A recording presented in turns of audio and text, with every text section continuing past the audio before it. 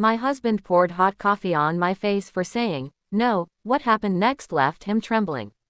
The first splash of scalding pain tore through my skin before my mind could even process what had happened. One moment, I was sitting across from my husband, calmly refusing to give in to his latest demand. The next, the mug of steaming hot coffee was in my face, burning, dripping, scarring.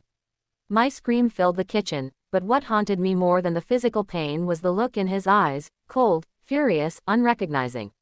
I never thought marriage could bring me here. I was the kind of girl who believed in love stories, who thought that wedding vows meant forever. I had given up career opportunities, friendships, and even the city I loved to build a home with David.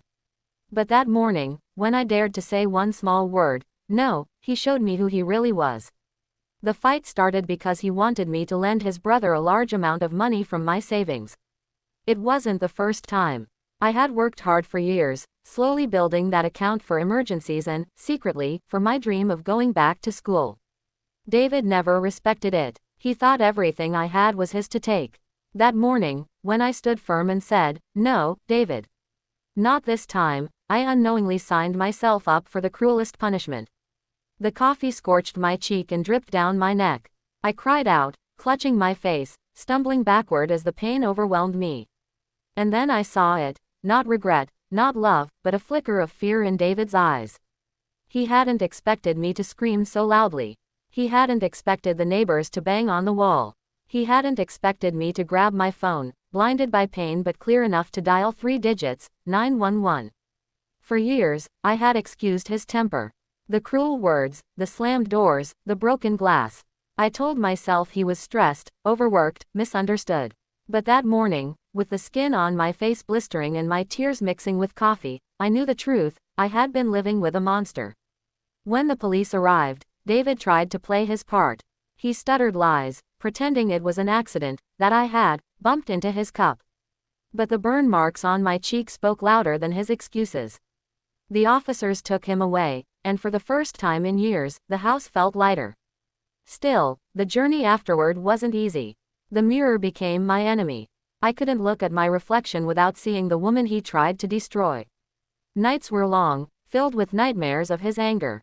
My family, who I had distanced myself from because of him, came rushing back into my life. My mother held me as I cried. My sister drove me to every hospital appointment. Slowly, with their support, I began to heal not just physically but emotionally.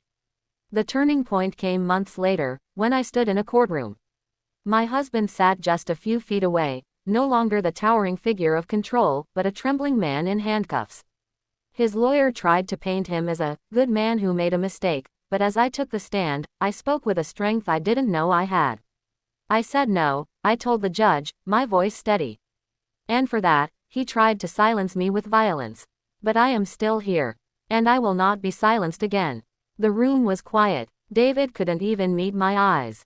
For once, it was him trembling, not me. The judge sentenced him to time behind bars and mandatory counseling. I walked out of that courtroom free, not just from him, but from the years of fear I had lived in. It took months, but I returned to my dream. I enrolled in classes, started working toward the degree I had once put aside. I found joy in small things again, laughter with friends, walks in the park, the simple peace of knowing I was safe in my own home. The scars on my face remain. Faint but permanent. At first, I hated them. Now, I see them as reminders. They tell the story of a woman who survived, who found her strength in the ashes of pain. If you're listening to my story and you feel trapped, silenced, or afraid, know this: saying no doesn't make you weak. It makes you strong. And if someone tries to punish you for it, remember, their cruelty doesn't define you. Your courage does. My husband poured hot coffee on my face for saying no. But what happened next left him trembling. And it left me free.